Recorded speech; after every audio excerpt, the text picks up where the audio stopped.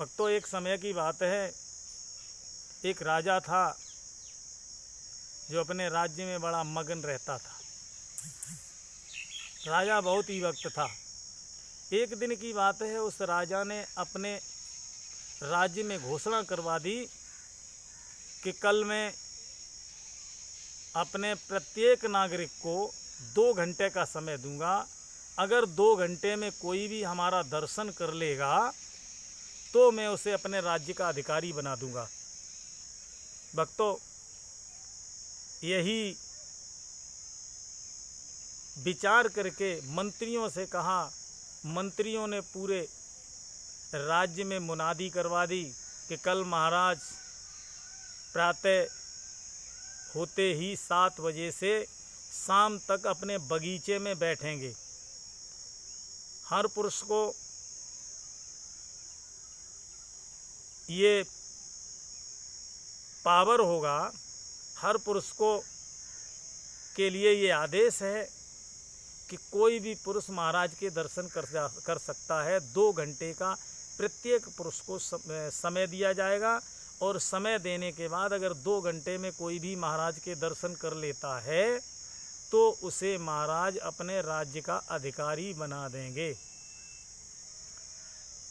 भक्तों, मुनादी करवा दी गई।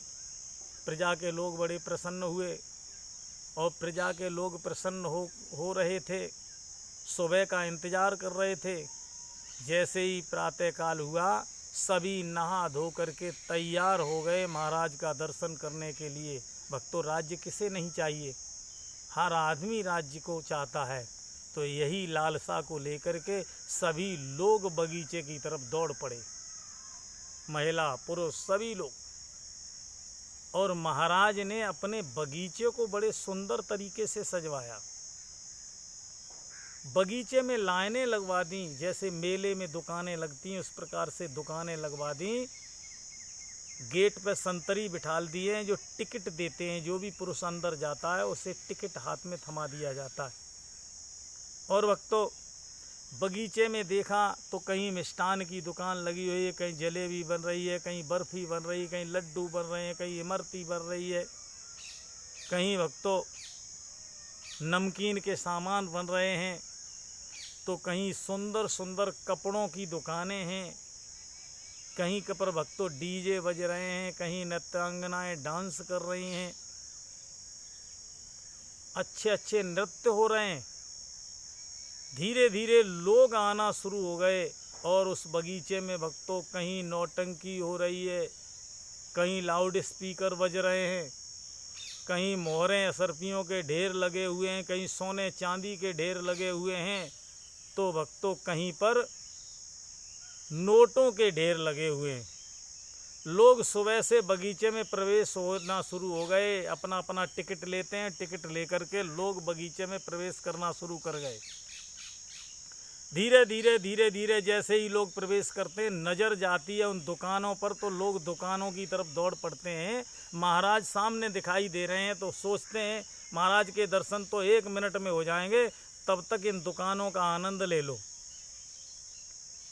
कोई भक्तों मिष्ठान खाने में लग जाता है, कोई कपड़े लेने में लग जाता है, कोई मोहरें सरपियों की गठरी बांधने लगता है, कोई सोने चांदी की गठरी बांधने लगता है।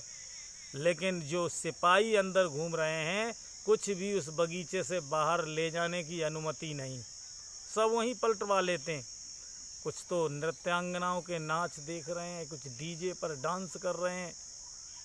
इस प्रकार से भक्तों सभी लोग मग्न हो गए हैं और सिपाही डंडा लेकर के जो घूम रहे हैं, टिकट को चेक करते हैं। जिसका 2 घंटे का समय पूरा हो जाता है उसे भक्तों उस बगीचे से बाहर निकाल दिया जाता है। धीरे धीरे वो सिपाही सबको बाहर निकालते जाते हैं। नए लोग आते जाते हैं, पुरानों को बाहर निकालते जाते हैं। धीरे धीरे समय बीतता गया।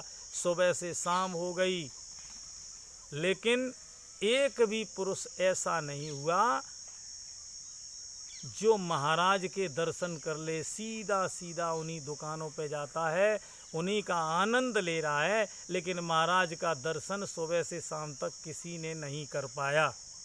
इस कहानी का तात्पर्य है कि भक्तों, वो बगिया यही संसार रूपी बगिया है, और यहाँ जो पुरुष हैं वो हम लोग जो जीवन धारण करके आते हैं वही नागरिक हैं। इस संसार रूपी बगिया में हम लोग आते हैं, जो हमें टिकट दिया जाता है वो हमारी उम्र है। 2 घंटे का समय जो दिया जाता है वही हमारी उम्र है। महाराज, परमात्मा रूपी महाराज, उनसे हम वादा करके आते हैं और वो हमें मौका भी देते हैं कि हम 2 घंटे का आपको समय दे रहे हैं, इस उम्र का समय दे रहे हैं, आप हमारे दर्शन कर लेना, हमारे राज्य के अधिकारी हो जाओगे। लेकिन हम उन्हीं दुकानों में भ्रमित हो जाते हैं, विषय वासना रूपी दुकानों में। यहाँ आकर के मोह माया में भ्रमित होकर के पूरा समय काट करके चले जाते हैं। और जो वो यमराज के दूत, जो सिपाही घूम रहे हैं डंडा लेकर के, वही यमराज के दूत हैं। और वो आते हैं, जैसे ही हमारा 2 घंटे रूपी वो समय व्यतीत होता है, हमें संसार रूपी बगीचे से बाहर कर देते हैं और हम यहाँ से चले जाते हैं। जिस लिए आए हैं वो पूरा नहीं कर पाते हैं भक्तों। इसलिए हम अगर इस दुनिया में आए हैं तो हम वादा करके आए कि हे परमात्मा, हम जाएंगे, आपका दर्शन करेंगे, आपका भजन करेंगे। इसलिए हम यहाँ आए हैं, उसको पूरा करें। और पूरा नहीं करते हैं तो हम फिर उसी गति में चले जाते हैं। 84 लाख योनियाँ भोगने के लिए फिर जाना पड़ता है। जय श्री राधे।